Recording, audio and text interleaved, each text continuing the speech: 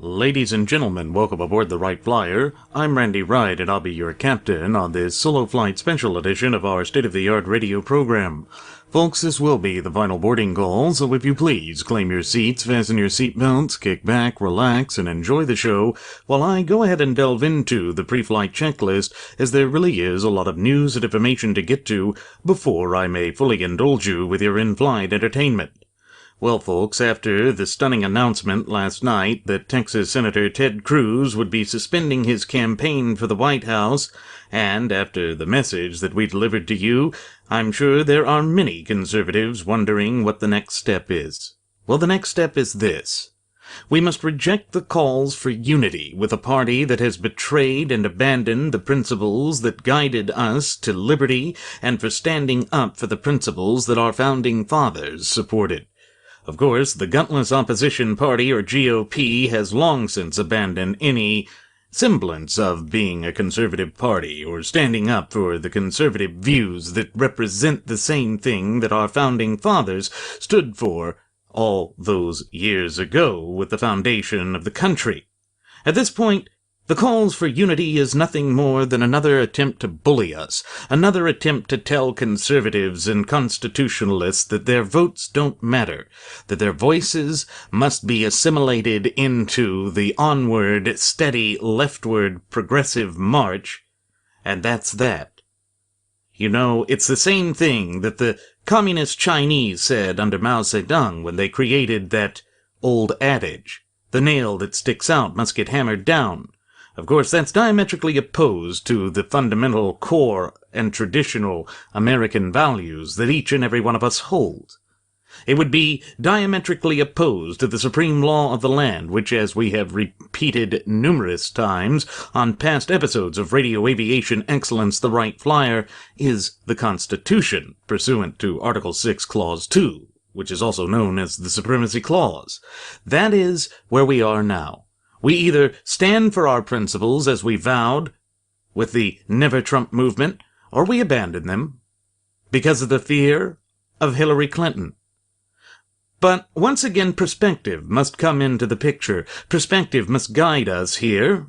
And the perspective is this. Remember that Donald J. Trump, the New York billionaire, businessman, real estate tycoon, and all-around vulgarian, was Hillary Clinton's top donor when she was running for the office of Senate for the state of New York. He was also very laudable of her and praising of her performance as Secretary of State. Why is it that we now can allow one of Hillary's best buds to become the presumptive nominee of the gutless opposition party? I thought the entire purpose here was to undo the damage that Barack Hussein Obama has done to this once thriving and flourishing representative republic of ours through his disastrous two-term regime. Well, it seems that the gutless opposition party has abandoned that. And already they are coming out to try and lay the blame for any Trump defeat come this November in the general election at the feet of die-in-the-wool conservatives, of true, pure constitutionalists. They act as though having ideals, or being an idealist, is a terrible thing in this modern arena of American politics. But I'm going to take Donald J. Trump at his word for one thing. Since all of his acolytes and followers say he's such a great businessman, that he has such a great plan for this devastated nation, then I'm going to take their word for this. And I will accept that he is now some great, wonderful, brilliant person, and therefore exuding his own brilliance when he said that he didn't need the votes of people like you and me, those of us who truly believe in the Constitution, those of us who stood up and made the good fight for Texas Senator Ted Cruz. Well, again, I'm now going to take him on his word for that. He doesn't need me, just as he said he didn't need party unity. Therefore, I'm going to take his word for that. I don't go where I'm not needed. It would be absolute insanity to go there. It would be terrible to go and live on my knees. I would rather die free than live a life on my knees in absolute servitude. This is the choice that we must make as American citizens. We must decide whether our representative republic is something of the past, something that is not deserving of a hard-felt and hard-fought fight. If that is the case, then I don't understand why we would even continue to be involved in the arena of American politics. Here is the truth. We must remain involved in the arena of American politics, but now is the time to say that there must be a corrective action. Because the gutless opposition party decided to drink the quaffade, then the gutless opposition party does not want anyone of ration and reason. So we will look for a third party. But that does not mean that we are proactively voting for Hillary, or, as Sean Hannity put forth, that we are technically supporting Hillary Clinton. No, we told you from the very beginning that Donald Trump was an unacceptable candidate, that he was someone that we could never truly justify or coincide with our deeply heartfelt principles. The fact that Hannity can't understand that once again just proves once and for all that he is a shill for a progressive in conservative clothing, an ill-fitting Republican suit for a Democrat and a Fabian socialist. Our nation is far too important, and our Constitution is far too important still to simply roll over and allow a charlatan like Donald J. Trump to dictate the future of the party. And not just the party, but of the nation.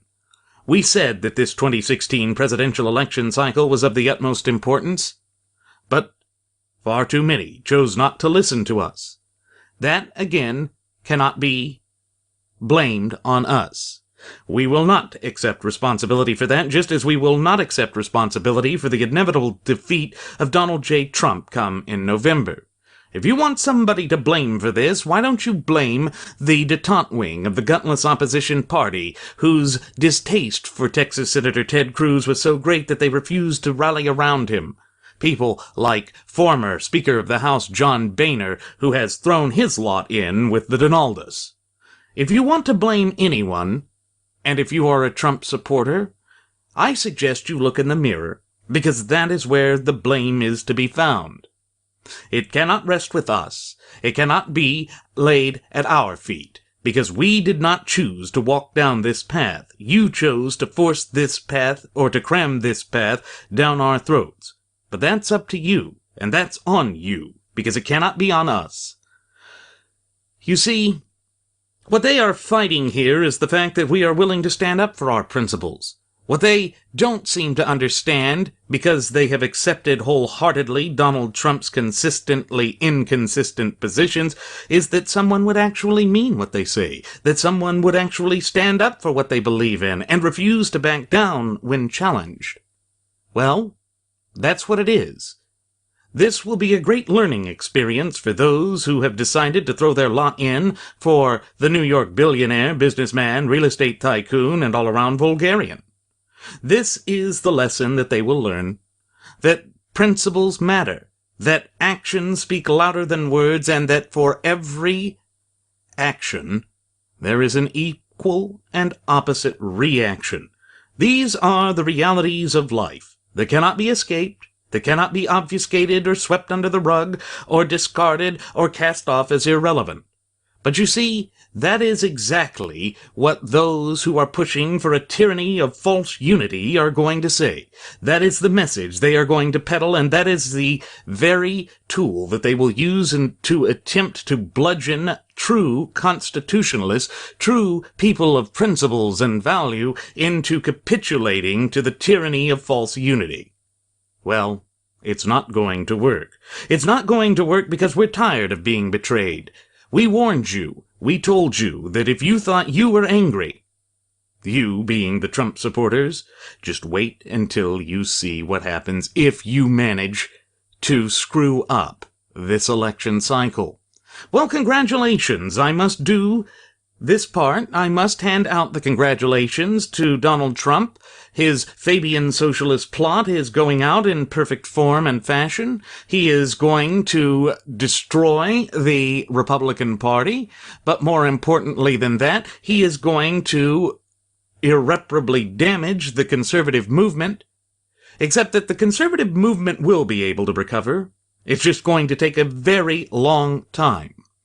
Again, history serves as a great teacher here, and the lesson that history has to teach is this, that when you stop and think about it, and look at the last time we had a supposed outside businessman at the helm, sure, he managed to get the presidency, and then in October of 1929, a stock market crash befell the nation, and all of a sudden, all hell broke loose.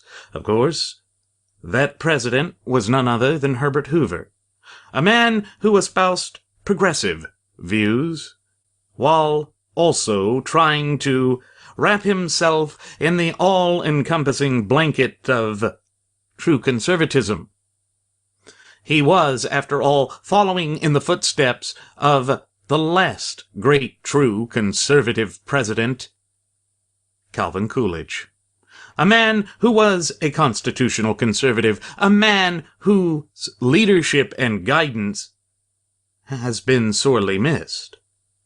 But Hoover was a progressive. He believed in the governmental intervention in all aspects of life, that government held the key, that government knew what was best, and that society should simply capitulate to government as government would ensure the greatest recovery of all time.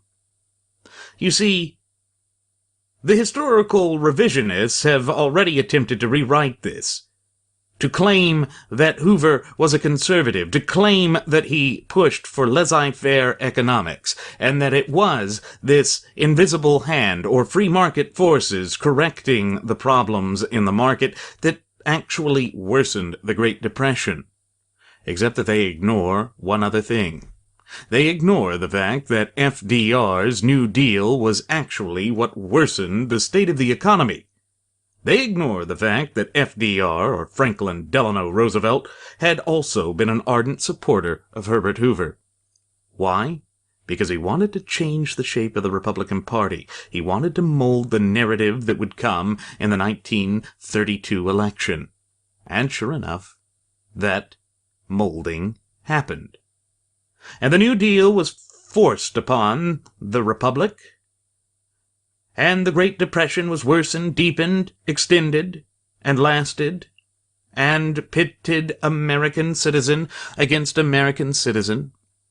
The financial crisis made sure that the nation would be plunged into the depths of despair and depravity for a very long time. In fact, the only saving grace that came out of that period was World War II. That is what pulled us out of the Great Depression. That is what finally unified the country. But it didn't end there, because then the gutless opposition party, led by a new age detente wing that said, see, the values of conservatism failed us, the values contained within the four corners of our Constitution and within that document's clear and concise language has failed the nation, we must turn away from it, we must abandon it. Well, it was that mindset that led to the continual left-leaning, feckless, detente-style Republican candidate thereafter. You see, because in the immediate aftermath of World War II, the Republican Party voted for the extenuation and continuation of Roosevelt's New Deal, which could be described as nothing short of socialism, because remember, Bernard Sanders, the flying saucer, drinking his sauce all the time, was the one that defined democratic socialism off of the acts of Franklin Delano Roosevelt and the implementation and adoption of the New Deal. I'm going to take a self-avowed socialist at his word at defining socialism. After all, he is a movement socialist. He is one that is championing the ideas of that dark, twisted, obtuse, and alien ideology. An ideology which has been failed wherever it's been tried. But they refuse to accept that. Instead, they send out their legions of historical revisionists to rewrite the annals of history, to make it seem as though it failed because of the elites, or those who cling to the antiquated and failed systems of the past. You see, that's how they view the natural law tenets that underpin this great representative republic of ours, that indeed forms the basis for this entire system, and which is embodied in the clear and concise language of our shared Constitution. They don't want to believe that there's a natural law, because if they were to admit that, then they would be admitting the very failure, the very lack of veracity behind the movement that they have championed and given so much to. But we do have to give the Fabian Socialists credit where credit is due. They have been exceedingly patient. They have been meticulous in their planning, and they see the light at the end of the tunnel, and thanks to the gutless opposition party, or GOP, summoning the cowardice to support an untenable and unacceptable candidate like that of Donald J. Trump, that light of success for the Fabians has drawn much closer. Now, the alternate right is already trying to come out and say that they will be gracious to the Never Trump movement, rank and file, but as for the punditry, as for people like your dedicated host here, they will have no mercy. I say bring it on.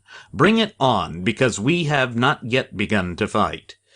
You know, Trump used all of his zealous energy, all of his efforts, all of his so-called own money, when he was actually getting a lot of money from donors and also lending it to himself so that he can pay it back to his business, which is, by the way, money laundering, to attack his fellow conservatives. And he used his brash, bold, and vulgarian style to get media coverage to engage in the worst ad hominem-style attacks, such as trying to claim that Texas Senator Ted Cruz's father, Rafael Cruz, had assisted Lee Harvey Oswald in the assassination of JFK. Such a laughably absurd statement should not have any credence in an open and honest society like that of the United States. But apparently that didn't matter to the voters of Indiana, because on the same day that Trump made those statements, they went out and ensured that he would become the presumptive nominee of the gutless opposition party. They turned their backs on liberty. To those who voted for Cruz in Indiana, the nation owes you a great debt. We all owe you a great debt. You took the courageous stance. You were the ones that stood up to this wave of primordial idiocy and said no. You are part of the new resistance. You see, folks, that's what we must become. We must entrench. We must embolden our hearts, lift up our voices, and refuse to ever be silenced by these charlatans, by these conmen, by these carnival barkers who would make our fate be linked to that of a Democrat. The poison pill that they attempted to cram down our throat has been rejected. And let it be known that when the debacle that is inevitable comes in November, it will not be our fault. Because we did not create this monster, we did everything in our power to resist it. And don't think that that resistance ends just because Ted Cruz stepped down or suspended his campaign. Because the resistance will not end. The Constitution is timeless, and our support for the Constitution is timeless, because it is our duty and our obligation and our responsibility, if we are to enjoy and exercise our fundamental and inalienable rights which were endowed to us by our Creator, the God of nature, It is our duty to defend the Constitution, and the Constitution can only defend us so long as we are willing to be proactive in the maintenance and safeguarding of those rights. For you see, you do not have rights and liberties without there being an equally powerful and important duty, obligation, and responsibility attaching thereto. That is the reality. So now we see that it's going to continue down this path towards a circus. This entire 2016 presidential election cycle has been nothing but panem et circum, or bread and circuses, except that it's now gone into something far worse. You see, we have decided to support a Caesar, but not just any Caesar. This is Caligula. Remember Caligula that made a farce of the entire Roman system, who had his horse inducted into the Senate to make a point that he was all-powerful? Well, that's the same type of message that has been preached by the carnival barker from Trump Tower, by the man who used scorched earth, tactics, strategy, and policy in this primary season, a man whose vulgar statements and contradictory statements ensures that no one with a right mind could ever support his candidacy. Again, we did not bring this upon ourselves. We did not unleash this. Those who supported him, and those who would now abandon their principles and join him simply because he is the presumptive nominee of the Republican Party, will have no one else to blame but themselves. We have made our stance. Our stance is principled. We have not wavered. We will not waver. If you choose to leave us, then that is your choice. That is your prerogative. But remember, you and you alone are responsible for such a choice and a prerogative. No one else is responsible for that, and it is not our fault if this little experiment, this little gamble that you're taking, falls to shambles. The only ones to blame for that are those who orchestrated it, those who accepted it, those who kowtowed the line of the vulgarian, and those who capitulated and collaborated with him. There will be a reckoning for the so-called conservative media that abandoned their principles and showed that it was all about self-aggrandizement, that it was all about earning money for themselves and not giving a damn about the country and our posterity. That will be the biggest shocker for them, because right now they're patting themselves on the back. People like Sean Hannity, people like Laura Ingraham, people like Matt Drudge, people like Ann Coulter. Go ahead. Gloat it up, pat yourselves on the back, but don't expect unity. Don't expect the never-Trumpers to back away from their pledge, because they are people of their words, and they keep their word. Just as we here at Radio Aviation Excellence, the Wright Flyer, keep our word to you to become part of the new resistance, to become the leaders of the new resistance, to give you a voice of freedom and liberty.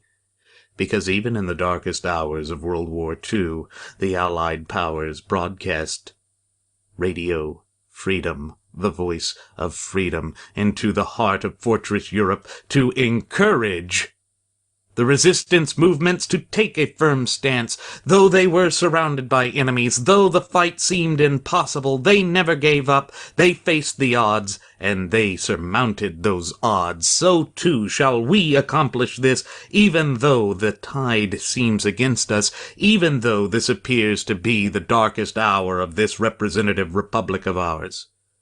For you see, these forces that have orchestrated against us, that have turned their back on true American principles and values, have made the same blunder and mistake that any force that opposed the will of the American people made, any enemy of the United States makes. Though I am not entirely labeling them as enemies of the United States, but they underestimate the will of the people, the ironclad determination, the inconquerable, indomitable spirit of we the people, the popular sovereigns. Of course, the Trump supporters will try and say that we're outnumbered, that we're a minority in this. So what? Our founding fathers were a minority too. They were but 1/3 of the population, and believe me, the anti-Trump coalition has more than 1/3 of the population of the gutless opposition party. And those supposed new conservatives that were brought into the fray are not true conservatives. They're not real Republicans. They were doing the reverse of what one-time conservative pundit Rush Limbaugh offered back in the 2008 election cycle, and that was Operation Chaos. Cross over and vote for Barack Hussein Obama because he's the least electable.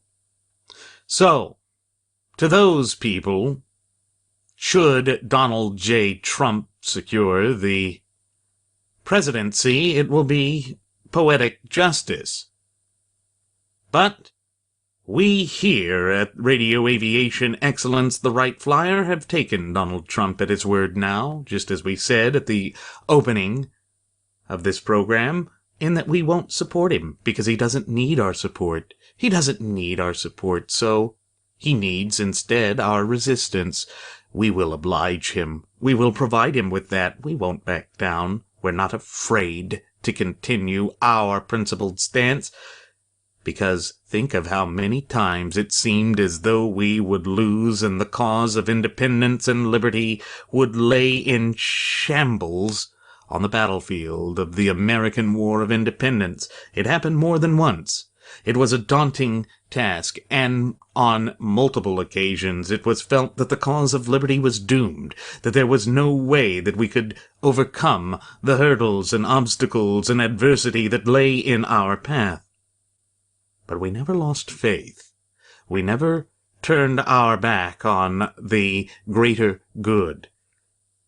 You see, America, that's what we've lost. We've lost a sight of a greater good.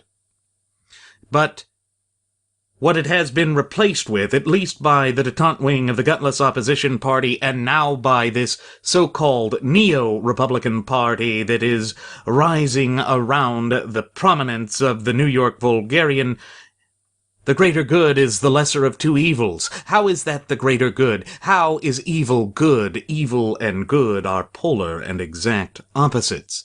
You see, this is the type of semantics that we warned you about from our first episode, which aired on September 11th of 2015. The semantics that are usually played and reserved for the Fabian socialists are now being played by the Fabian socialist who has duped the disillusioned conservatives by playing his Pied Pipes into thinking that he is looking for their interest, that he is a movement conservative, and that he cares about this country, when in fact nothing could be further from the truth. We stay stalwart in our convictions. We refuse to back down. We will not capitulate, and we certainly in no way, shape, or form shall ever collaborate with this man who does not share our values. Remember Senator Ben Sasse, who said back in February that he would never support Trump? He has once again reiterated on Twitter that he stands by that stance. Senator Sasse is a very conservative man, and he is a very strong man, and his convictions are pure, and we here at the Wright Flyer applaud his brave, conscientious stance for American values. We applaud him for refusing to bow down and capitulate as so many have. The Republican Party wants unity? Then why did they turn to the most divisive candidate we have seen in living memory? Why did they turn to a fraud and a charlatan who claimed he never settled a lawsuit, when in fact he has settled most of his lawsuits? Why did they turn to a man who said that Hillary Clinton was doing a good job as Secretary of State, and that Barack Hussein Obama was doing a good job in his first term. That is abandonment of principles. That is cowardice. That is untenable and unacceptable, and we will call it out for what it is. Do not expect us to bow down and accept it, for we never shall, we never will. We care too much about the future of this nation. We are dedicated to the continuing vitality and viability of this representative republic and our shared Constitution. So, to the alt-right and Trump supporters who sit there and say that you are going to be compassionate to the rank and file of the Never Trump movement, go to hell. That's our response to you. Simply go to hell. Being a Texan and a student of history, there's an old phrase that used to be prominent in the Deep South and in Texas. That phrase related to one's political allegiance. It was the phrase of Yellow Dog Democrat. I always thought that was a strange movement, and the whole impetus behind that notion was that we would vote Democrat even if the Democrat candidate was a yellow dog. I thought that was a mistaken point of view ever since I first encountered the term, and in fact, I find that it is still mistaken today. And for that very same reason, I don't think that I should ever become a yellow dog Republican. I never imagined that there would be such a thing, because I thought Republicans were free-thinking individuals. But the way that the GOP has turned out in this 2016 presidential election cycle very much proves to me that there is such a thing as a yellow dog Republican. But just as the yellow Democrats, or the yellow dog Democrats were wrong, I think that the yellow dog GOPers are wrong as well. But perhaps we can keep yellow in with the phrase, but use another meaning behind it, because yellow used to be a way to define cowardice. Now, I understand the fears that they have, but at this point, the nation needs people who are willing to stand on their principles and convictions instead of kowtowing and pulling a party line just because it's a political party. This is not some sports contest or popularity contest. This is a fight for the survival and continued viability of our representative Republican system of government. It really is that simple, folks. The lines have been drawn, and just as the brave defenders of the Alamo did 180 years ago, they drew a line, and those who didn't cross the line were left to defend the Alamo, even though they knew the great sacrifice that was being called of them. That is the type of stance that we Constitutionalists must make. Either we are steadfastly committed to the principles we claim to adhere to, or we are to back away from it.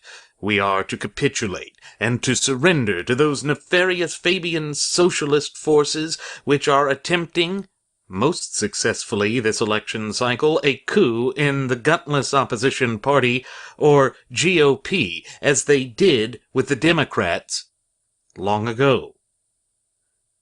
If you recall and think back to the 2004 election, one of the prominent speakers at the Republican convention that year was at that time, so-called moderate Democrat Zell Miller. The old Democrat wing that valued the Constitution but may have disagreed on certain public policy issues, which were conservative-leaning for the most part, that's dead now. That doesn't exist in the Democrat Party. The unfortunate thing is that the Republican Party is now walking down that path as well. But don't think that the Republican Party has always been a bastion of conservative thought. Because just as it abandons conservative thought today, we must recall that under Theodore Roosevelt, the progressive movement was born. And Theodore Roosevelt, unlike his cousin Franklin Delano Roosevelt, whom I mentioned in the opening segments of today's solo flight, special, was a Republican. But he embraced big government. He embraced the idea that government was the only way to resolve the issues facing the country, and the very idea that the private sector could challenge the government, that the true ultimate wielders of popular sovereignty in this republic could challenge governmental authority figures, bothered him. And he did everything in his power to illicitly amass political sway, authority, and absolute power within the central government. That's not the way to go, because that is a position which denies the true tenets of federalism. But do we even know what the true tenets of federalism are anymore? It's certainly not taught in our institutions of education, ranging from primary all the way through postgraduate studies, whether that be a PhD in history or a JD in law or any other type of advanced degree. We are facing an identity crisis that is commingled with a constitutional crisis, and instead of attempting to put out fire, to douse the flames with life-saving water, we've instead chosen to pour gasoline on the inferno which blazes out of control. If that is the destiny of America, I want no part of it, and I will not add my name to the fuel that burns this country to the ground and everything that we hold near and dear.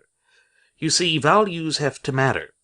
A virtuous public must matter, because if you don't have a virtuous electorate, you can't have a thriving representative republic.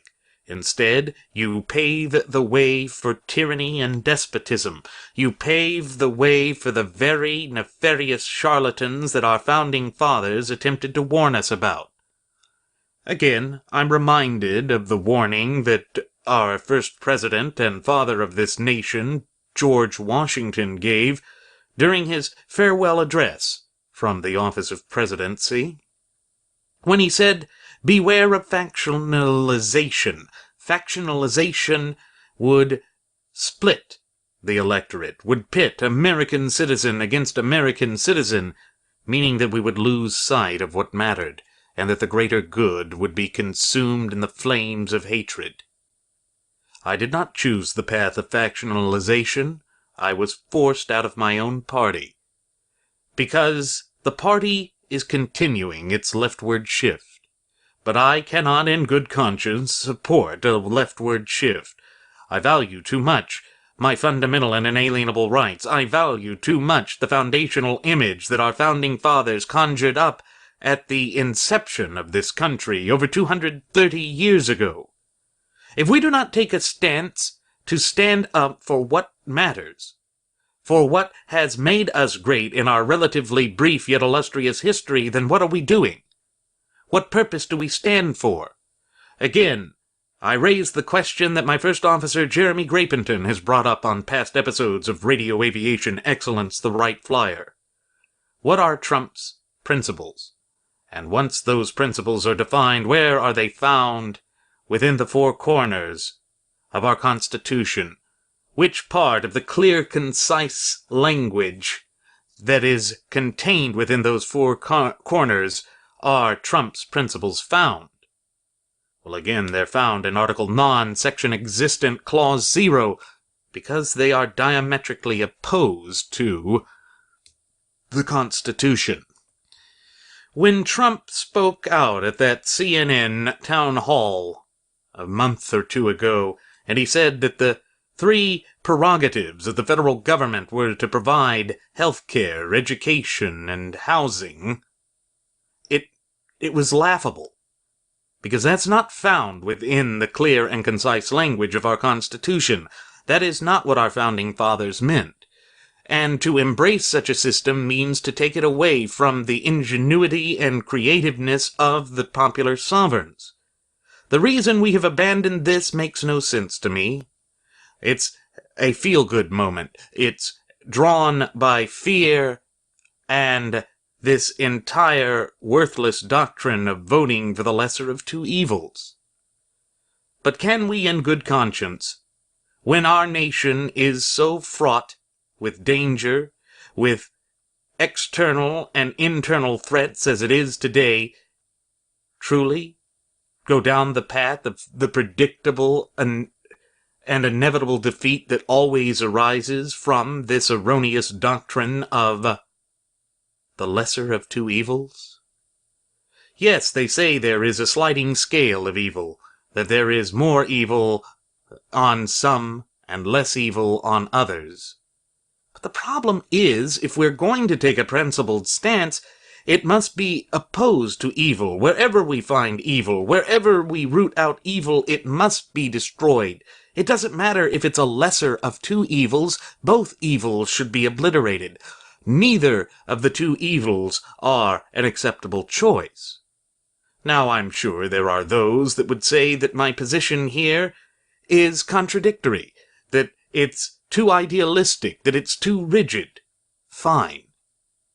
But it is time that we actually become solidified on the things that matter. It is time that the American people once again embrace their rightful place and authority as popular sovereigns of this, the longest lasting, most stable representative republic ever devised by the hands of men, yet divinely inspired by providence above.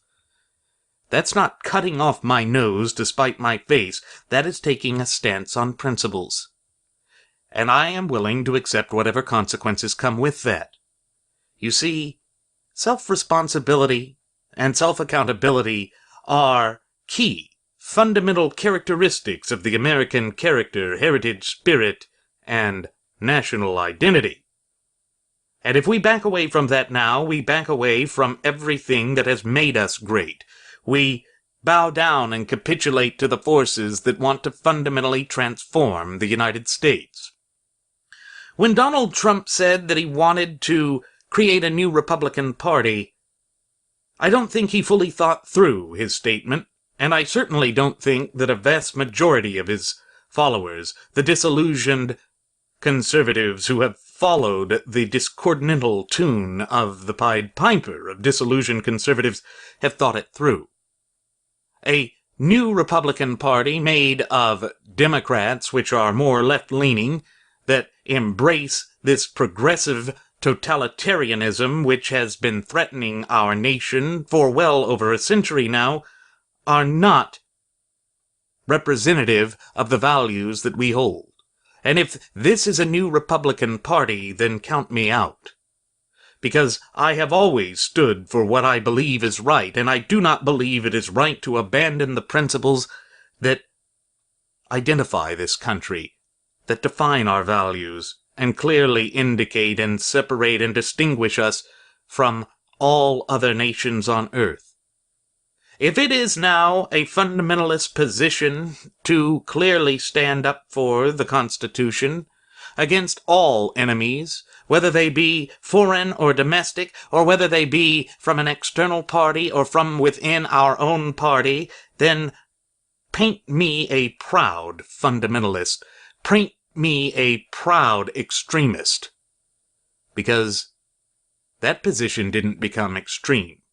It just shows that the party has moved so far down the path of left-wing thinking and leftward thought that they label us as extremists for holding that point of view, that they go out of their way to conclude that we are somehow these radicals that are too inflexible and that are duped by sheer ideology alone. That is not where we are. We are the same as our founding fathers, and therefore, if you call this position radical, you call the foundation of this country radical. And if you are opposed to it, then you are opposed to the supreme law of the land. Because all I am asking for, and all that either myself, or my first officer Jeremy Grapenton, or my first Air Marshal Nelson Ward are asking is for the strict adherence to the supreme law of the land. We're asking for the enforcement of the law. If that has become a radical position, then it truly speaks volumes about the current state of our nation. That also speaks volumes about the poison that has been released thanks to the bizarre dark horse ascendancy of the New York vulgarian, Donald J. Trump, also known as John Barron, also known as John Miller. Yes, I understand that Hillary is a very dire threat to our continued viability as a nation and to our fundamental and inalienable rights. The problem is I see no true difference between Trump and Hillary. If we are going to go down the rabbit hole of obscurity, if we are going to go on this path of national suicide, it's best to get it over with quickly rather than to draw out the pain and suffering as it would be with a Trump candidacy. If this is a wrong way of thinking, at least I can take solace in the fact that I am taking a principled stance, that I gave my word and that I live up to my word. Isn't that a refreshing breath of fresh air? When we have seen so many feckless, spineless weasels refuse to stand on their principles out of fear, out of misguided anger, out of absolute willful blindness.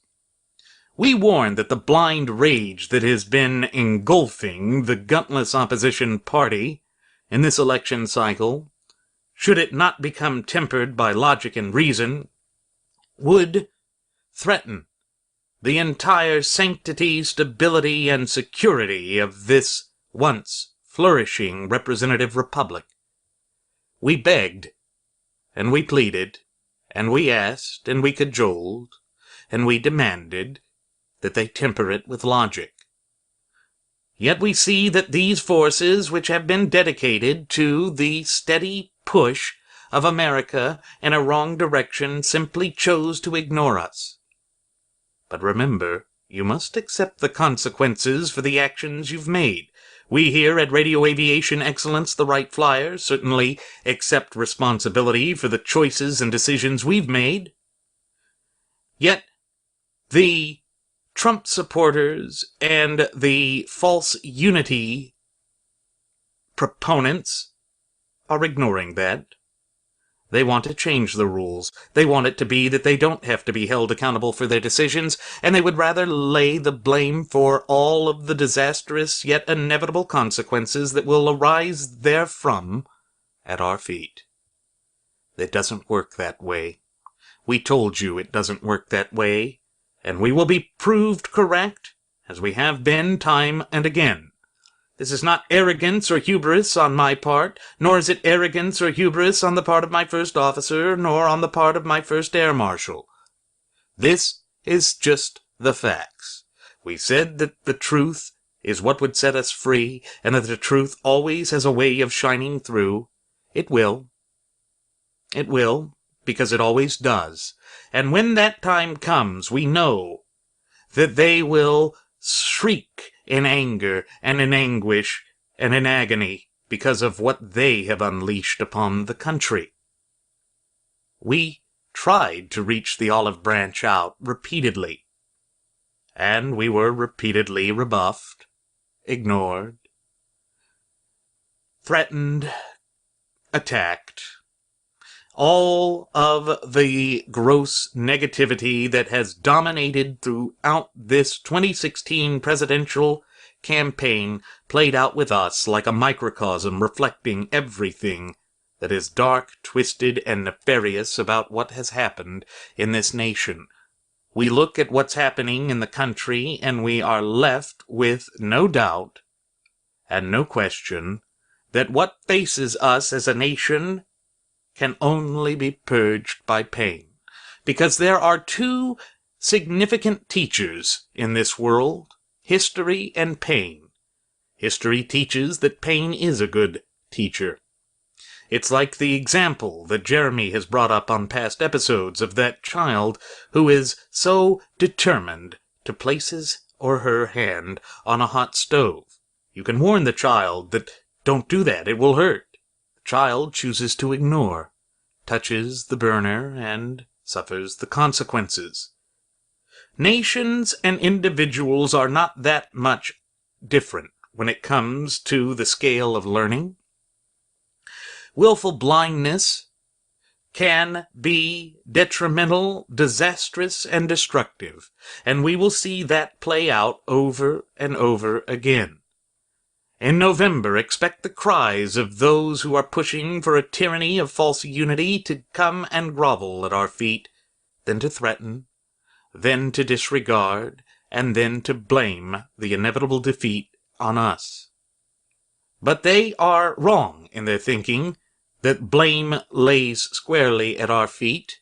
Yes, we accept the fact that Hillary will get in, but it is not of our making. We said from the very beginning that we would not accept Hillary, that we would not accept Hillary's top donor, Donald Trump. Do not confuse our principled stance with support for Hillary, because it's not that.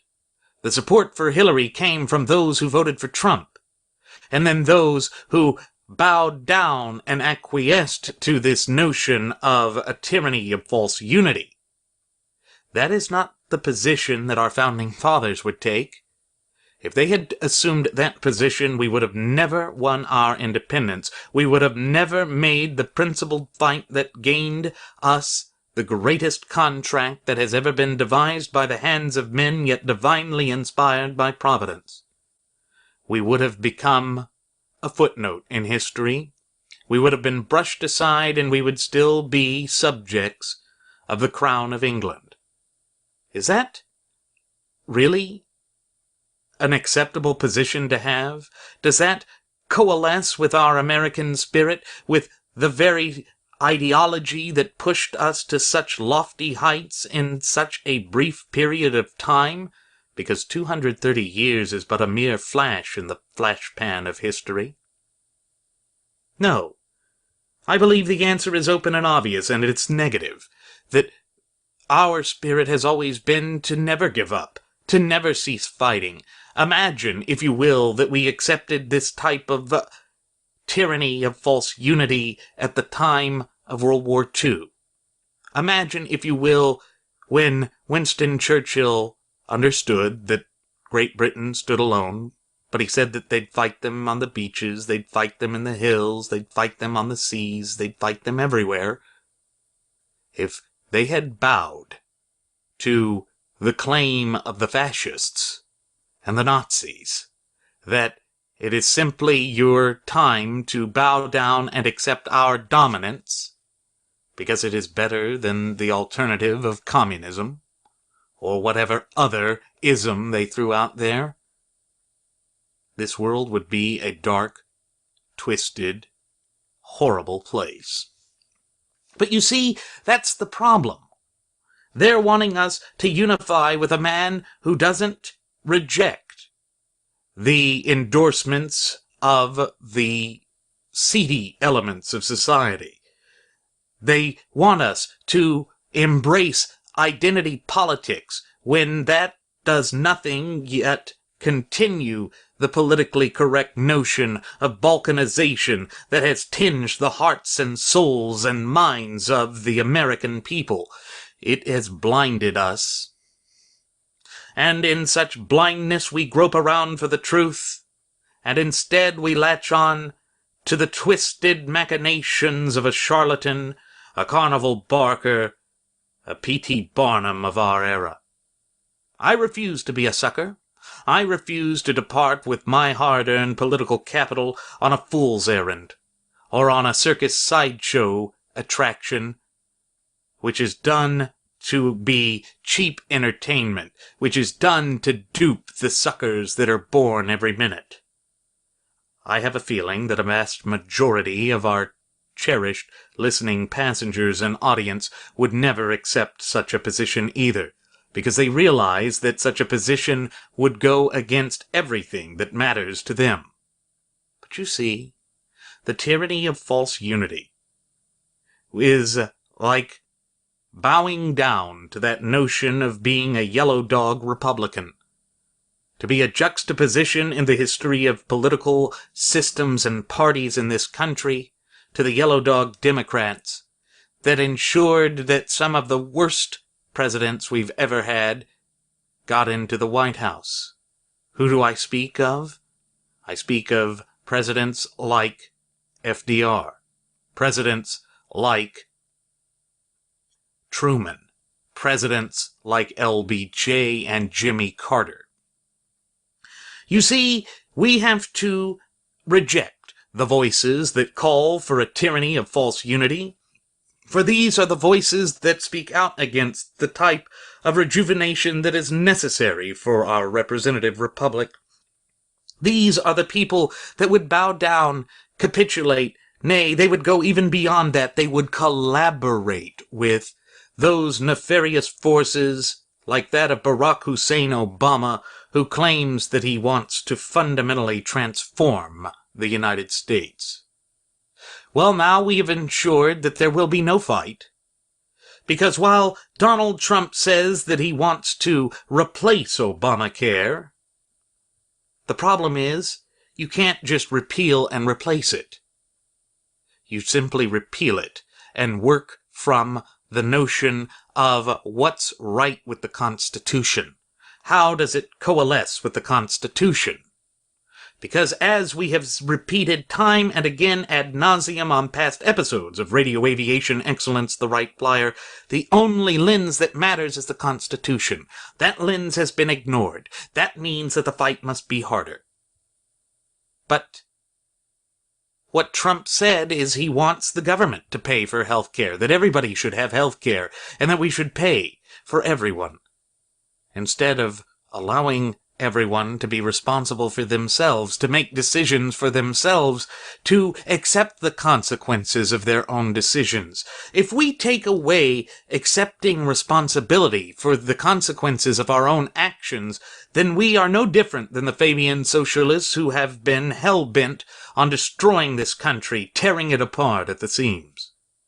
We said this, going back to our first episode. We said that there can be no unity when the party has no principles or values. Well, guess what? The Republican Party that threw away its principles, its core values in the 2014 midterm elections, and through the failed leadership of detentist thugs like Johnny Boehner and now Benedict Arnold Paul Ryan, have shown once and for all and conclusively that the party has abandoned its values, that it's abandoned every principle that it ever stood for, in claiming that we should come behind a man who has not once in his adult life ever seriously adhered to a conservative point of view. But then they'll foist down the next fraudulent claim. And that claim is this, that, well, at least he's a businessman, and businessmen know what's best. But remember, the Chamber of Commerce is run by businessmen. And remember that the last time we had a businessman outsider as president with a progressive past, yet who claimed to be a conservative, we saw the long dominance of progressive views from 1930 until 1952, a period of 20 years. And even then, we didn't see a rekindling of the conservative movement until 1964. We cannot afford to allow such a great extent of time to continue to elapse. Not this time around, not when the nation is in a fight for its life, not when everything that we hold near and dear is on the sacrificial block. Because remember that Donald J. Trump said everything is negotiable. That is such a wrong position to take, particularly when it comes to our fundamental and inalienable rights. Those are non-negotiable. Particularly when it comes to enforcement of our Constitution. That is non-negotiable. And guess what? My position against Trump, for those very reasons, that too, is non-negotiable.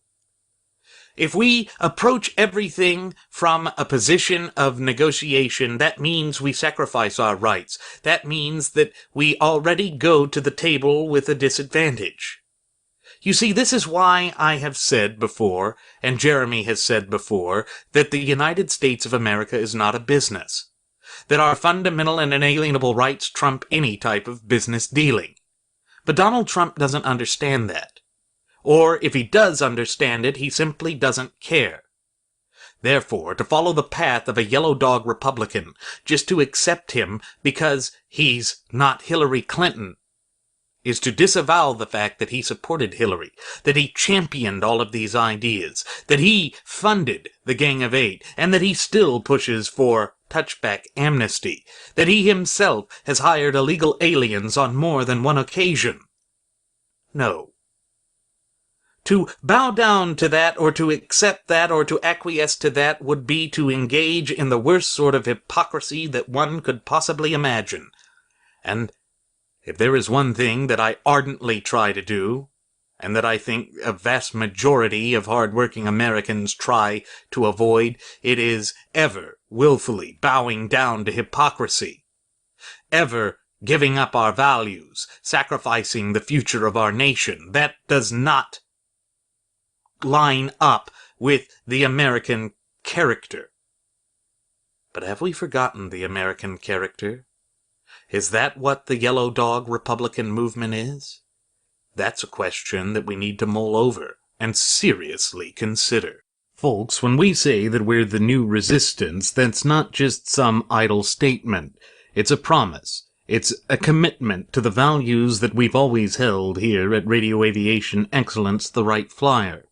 Unlike Sean Hannity, unlike the Fox News Channel, unlike Matt Drudge and the various other shills that decided to throw their lot in behind the New York billionaire, businessman, real estate tycoon, and all-around vulgarian Donald Trump, we take our position seriously. You see, the commitment to the Constitution is something that cannot be negotiated. That was one of the things I said at the close of the last segment, and it remains equally important right here and right now. But there's another aspect to all of this that shows the hypocrisy that has run rampant throughout this 2016 presidential election cycle. And that is this. One of the major complaints that I've heard reiterated, particularly by the Trump supporters, is that they're sick and tired of the salivating mainstream media choosing their candidates. Well, folks, here we are. The graduates of Pavlov's School of Journalism for the salivating mainstream media have chosen our candidate for us. They have made it untenable for a true principled constitutionalist to survive. And so, all of those who claimed that they didn't want the media to choose their candidate have betrayed that very principle. You can't have it both ways, folks, and with the type of factionalization that has become a dominant fixture of the arena of American politics, it's time to simplify things. It's time to bring it back to basics. You either support the Constitution or you don't. Donald Trump said that he's never read the Constitution because he has not once found value in it. In other words, the man who will be swearing an oath of office, should he manage to, in the very doubtful case, win the general election, will vow an oath to uphold the Constitution against all enemies, foreign and domestic. Now, how can he do that when he's not read it? How can he do that when he's not found any value in it? You see, that's an unrealistic stance. That's an unrealistic aspect. It's all political kabuki theater at its worst. And believe me, that when it comes down to it, those who remain by the Constitution, you can at least breathe free, knowing that you took a principled stance, that you had nothing to do with this charlatan who forcefully took over the gutless opposition party, the party he spent more time attacking, claiming was a rigged system ad nauseum, while flinging his ad hominem attacks against principled conservatives. Yes, he now controls that party. And he's going to Now pivot against Hillary Clinton, the woman he said did a great job as Secretary of State under the Barack Hussein Obama regime? The woman that he was her top donor for in New York?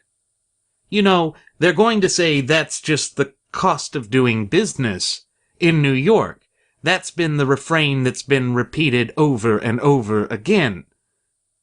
They're trying to go down the line of Joseph Goebbels' tenets of propaganda, or principles of propaganda, where a lie repeated often enough becomes the truth. But the problem is it's not boomerang-proof. Here's the deal. It's going to be thrown back at them, because those of us who have paid attention, those of us who compose the new resistance, will not stand idly by. We will not just merely roll over, play dead, and accept this. It's not defeat for us. It is just proving once and for all everything that we have said to be accurate. And when that happens, you cannot come to us and lay the blame at our feet, because we were ringing the bell of warning. We were like Paul Revere, letting you know that the nefarious force was moving against your liberty, was moving against your rights, was moving in a way that is diametrically opposed to all that you hold near and dear. But we can only warn. We can't force you to accept your duty, your obligations, and your responsibility. And no, we will not besmirch you for voting for him. You exercised your right to vote. We're not going to tell you how to do that.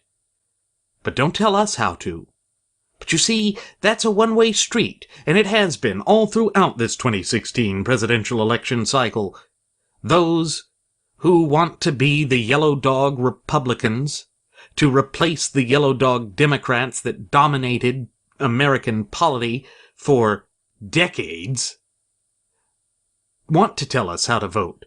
They tell us that by not voting for Trump, we're voting for Hillary. I say that by voting for Trump in the first place, they voted for Hillary, that they are the ones to blame for this. But they exercised their right, and that's their right to do so. And they will accept the consequences for it. Because even if they don't, on a personal level, accept the consequences for it, the consequences are theirs and theirs alone. This cannot be laid at our feet. We did not create this monster. I know that I have repeated that throughout this program, and indeed that we have repeated that on past episodes of the Wright Flyer. But it's true. We have accepted the consequences for our actions. We supported a constitutional conservative. We ask that you join us in that.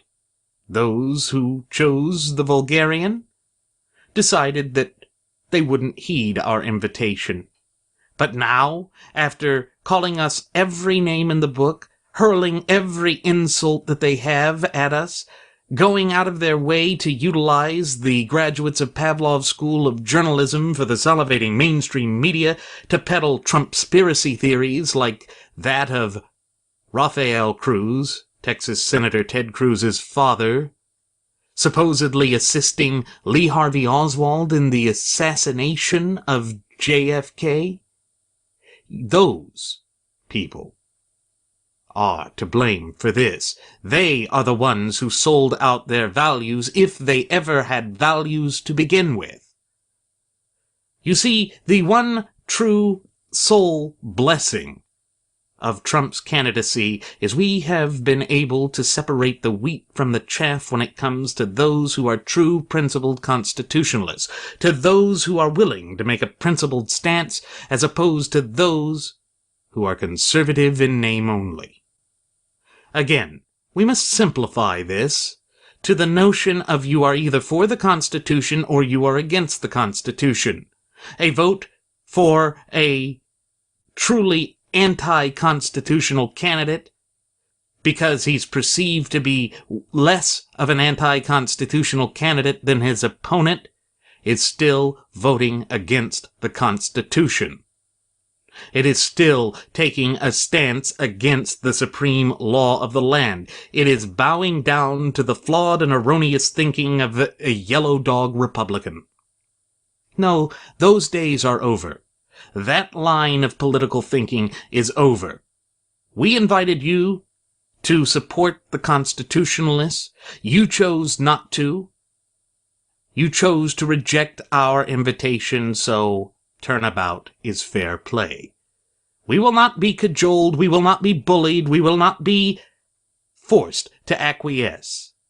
In fact, every attempt to do so only makes the fire in our bellies burn that much harder and much hotter, and drives us to make an even further stance. We dig in our heels and we become stalwarts because our loyalty is not to a political party. It is not to a politician. Our loyalty is to the Constitution of the United States. If we fail to take that stance, then we are nothing more than shills and hypocrites.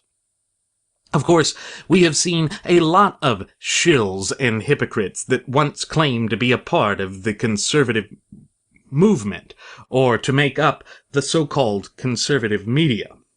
No, it is time for the voices that spoke out against Trump to come together in resistance. We are the new resistance. We will never capitulate to the fraud that has been perpetrated on our party, that has been utilized to attack our values, that has been used to characterize us as out of touch, wide-eyed, fanatical fundamentalists. And now we see that the man who is a mailman's son, who did everything in his power to stand in staunch opposition to the true constitutionalist, John Kasich has now announced plans to suspend his campaign. You see, the battle's over. The charlatans have tried to win. They have foisted a coup on the party. But in the immortal words of Reagan, when speaking of the Democrat Party, I didn't leave the party. We didn't leave the party. The party left us. It shows that Chris Black, the chief of staff for Kasich, who was business partners or is business partners with Trump's fixer-upper Paul Manafort, have worked together in unison. They have accomplished their goal. They have betrayed this country. But now we will hear ever again the repeated refrain of we need to unify behind Trump, because Trump is the only one now who can stop Hillary. It's laughable. But it also turns my stomach to think that that is the choice. That is what America has decided. Well, there is never just two choices. There is always a third choice, and that choice is none of the above. I choose none of the above. My loyalty, as I have said from the inception of this program, from the get-go, is to our Constitution, to the supreme law of the land that has guided this nation for over 230 years.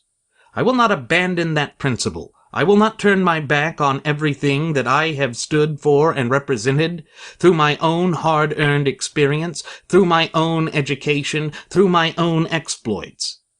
Because to do that would be to abandon and be untrue to everything that I represent. How could I do that?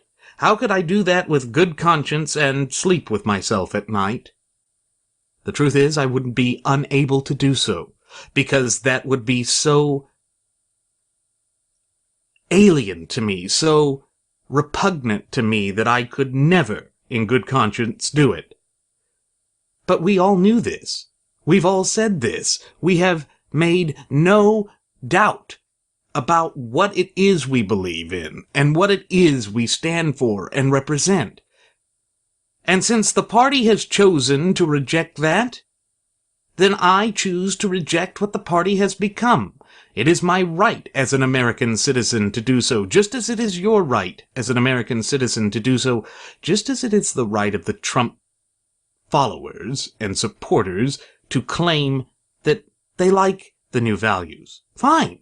Like them all you want. Knock yourself out. But don't demand that we unify with you, when you have done everything to throw out every form of defamation and slander in the book at good and decent people. Don't expect us to kowtow to you when you took a stance against decency and civil discourse. There are ramifications for your decisions. And these are the ramifications. We told you what would be the repercussions if you gave in to this. We told you that there would be these repercussions for foisting a faux conservative down our throats. But these acolytes of a faux conservative can say goodbye to the Republican Party. This is the end of the Republican Party. We said that it would be, because we cannot support someone who no longer espouses conservative views, who never did to begin with. We cannot support a party that continues to attack us and to treat us as though our voice doesn't matter. We will not be a punching bag for these charlatans who are all about destroying all that we hold near and dear.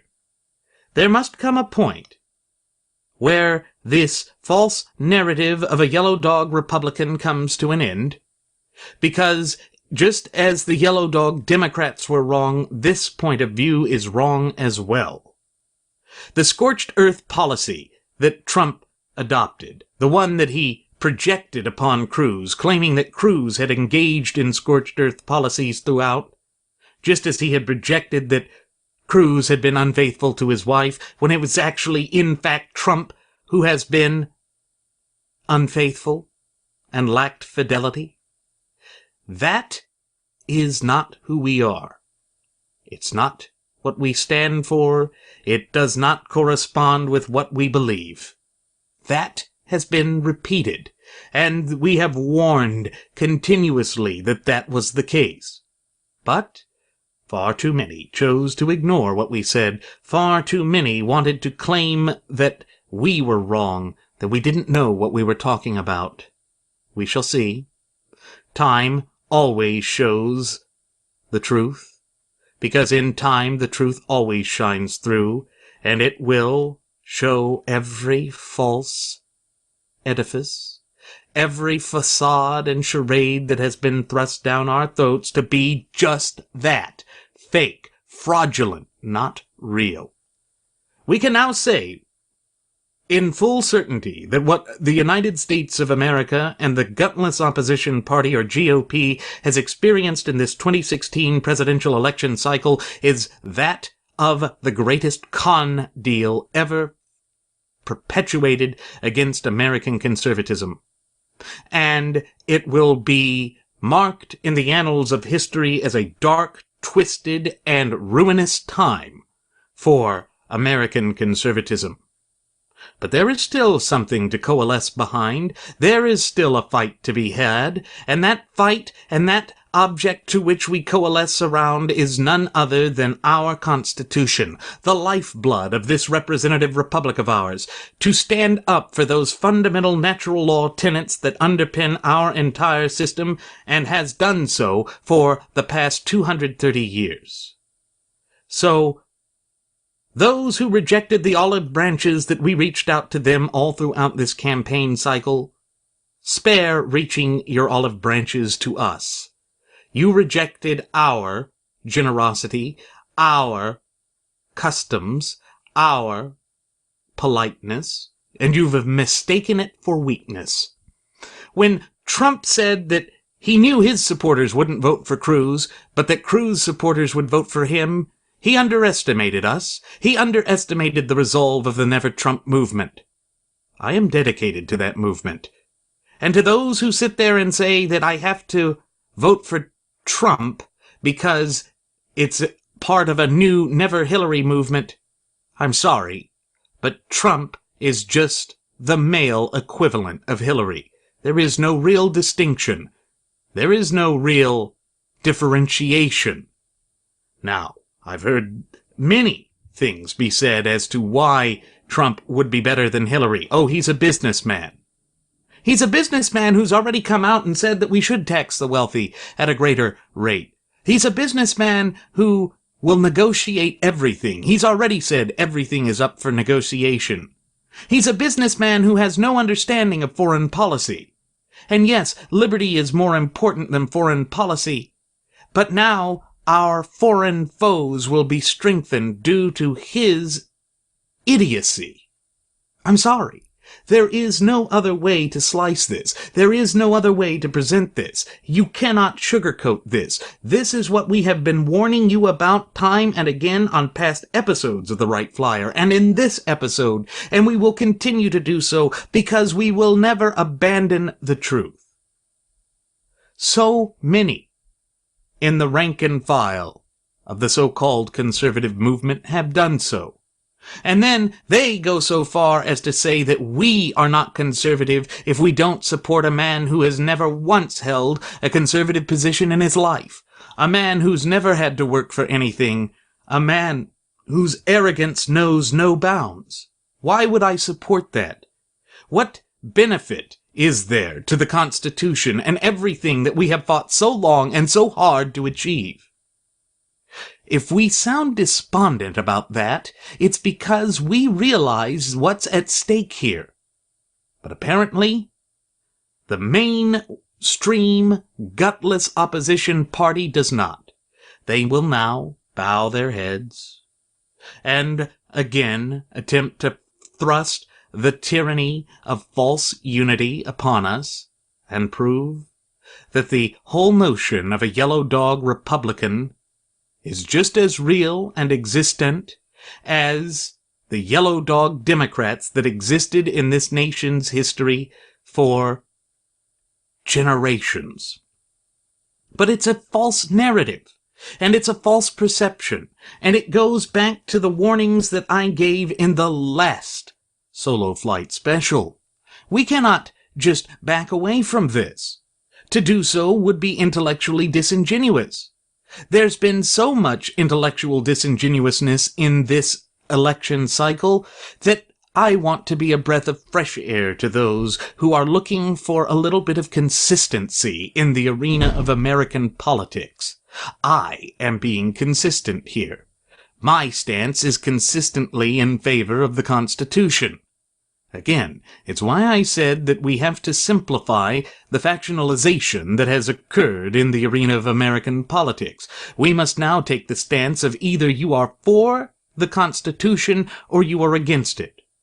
And let me take that one step further. You cannot be both a supporter of Donald Trump or someone who is willing to vote for Trump and also support the Constitution. Because he, by his very own admission, by his own words, has said that he's not once read the Constitution because he didn't find value in it.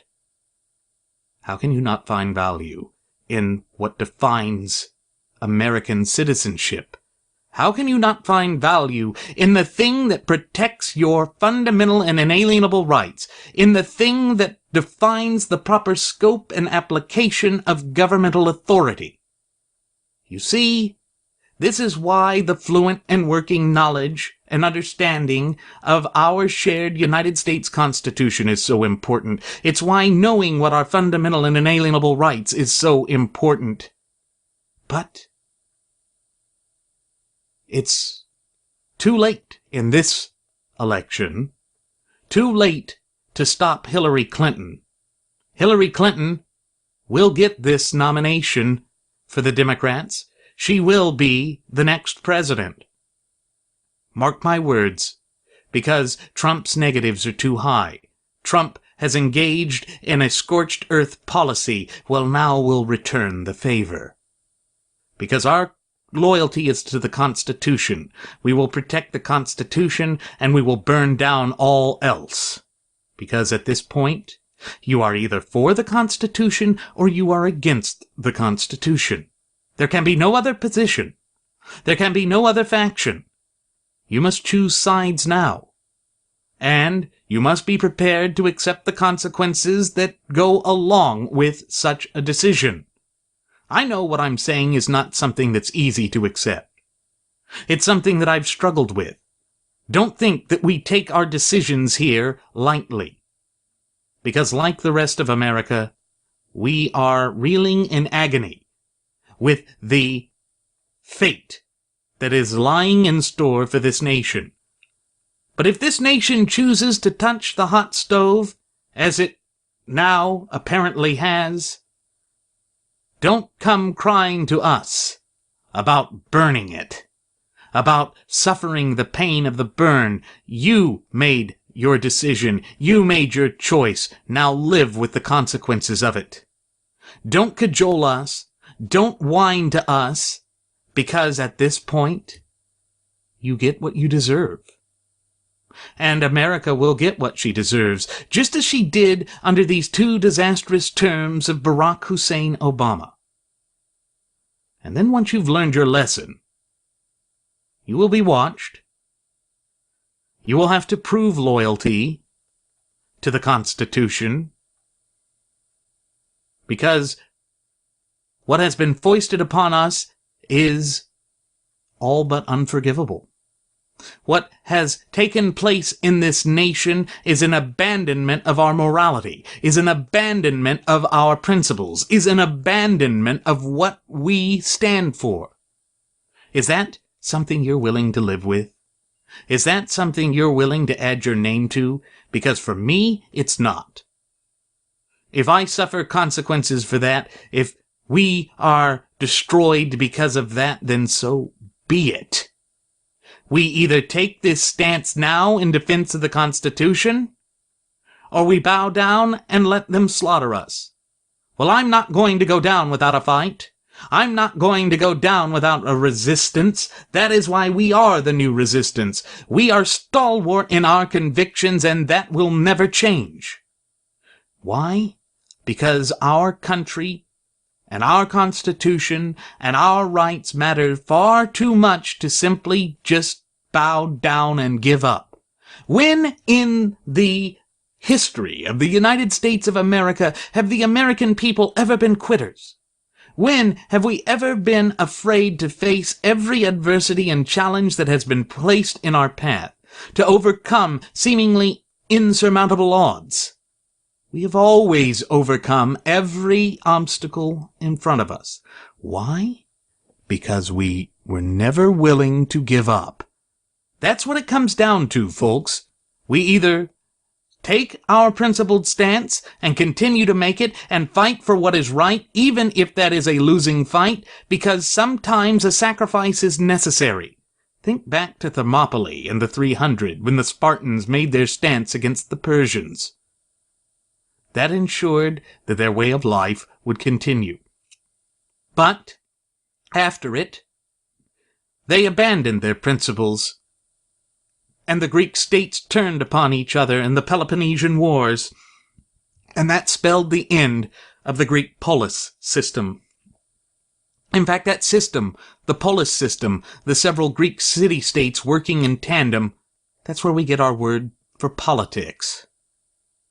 Well, the olive branch had been reached out to those who supported Trump.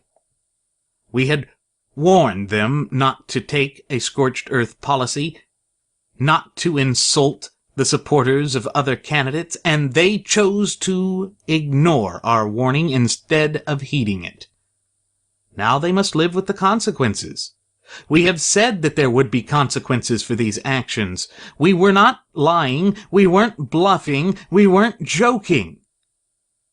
And now they're attempting to say that we're not conservatives then. Fine, say that.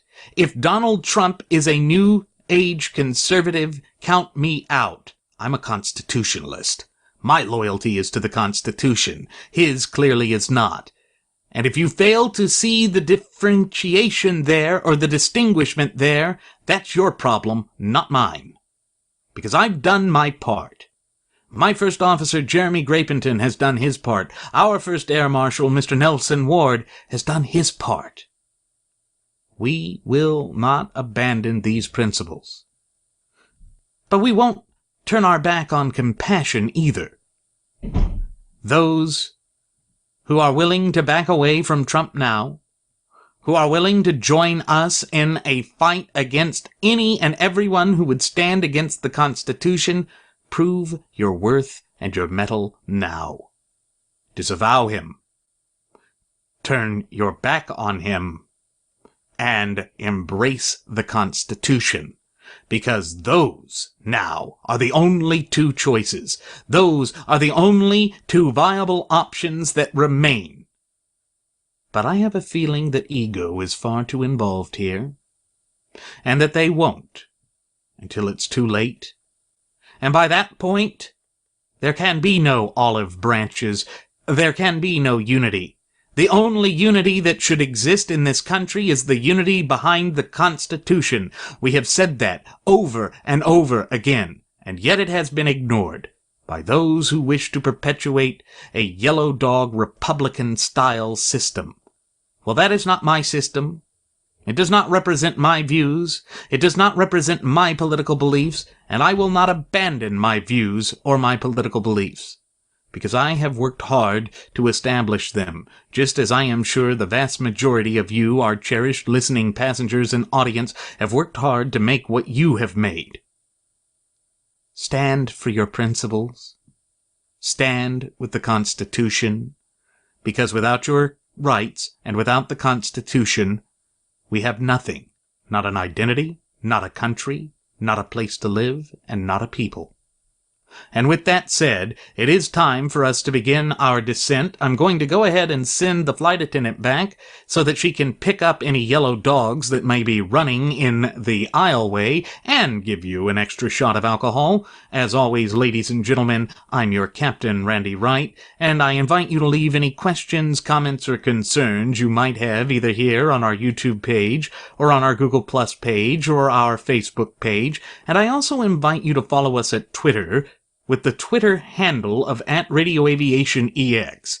That Twitter handle, once again, folks, is @RadioAviationEX. And there you will find our departure board that lists my personal Twitter account, that of my first officer, Jeremy Grapenton, our Blogspot account, which includes a new feature known as the Audio Blog, and our Cafe Press account, where you can prove that you're not a yellow dog Republican by showing your support for the Wright Flyer by purchasing drinking glasses with our logos on them, clocks, watches, apparel of all different kinds, or first class logo. We have that as well.